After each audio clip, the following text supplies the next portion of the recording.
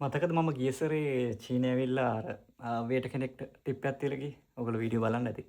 දැන් මේ සැරෙත් මේ චයිනා මේ රූම්ස් එහෙම හැමදාම කොහොම කරත් ක්ලීන් කරනවා නියමටම තියෙනවා. මේ මාර අවංකයි මොනවත් නැති වෙන්නෙත් නෑ. ඒක නම් මාරයි. ඉතින් ඒගොල්ලෝ නෝට් එකක් දාලා යනවා. ඒ බලන්න. මේක ඊයේ තිබ්බා. දැන් මේ අදත් තියෙනවා. මේ බලන්න මේගොල්ලෝ මේ ඊයේ නම් මේ චීන භාෂාවෙන් තිබි දැන් අද මේ ඉංග්‍රීසි වලින්ම ලියලා තියෙනවා මේ මං මේ කෝපි බොන්න කැමතියි කියලා මේ කලින් එකේ තිබ්බම මං කෝෆි බොන්න කැමතියිද මට අමතරව කෝෆි තිබ්බා කියලා හොයාගෙන කොහොම හරි ඒකලා මේ අදත් මේ ටී බෑග්ස් වෙනම ඇඩ් කරා කියලා තියෙනවා මේ බලන්න මේ වේටගේ නමත් එක්කම දාලා තියෙනවා ඉතින් මටත් සතුටුයි මං හිතුවා මෙන්න මේක එයාට දීලා යනවා මේ කියන්නේ මේ ඔයගොල්ලෝ දන්නවා ඇති චීනේ මේ පාවිච්චි වෙන්නේ නැහැ නේ මනි මේ මං ගාවත් නෑ එහෙනම් මෙන්න මේක තමයි තියෙන්නේ මම මේක දැන්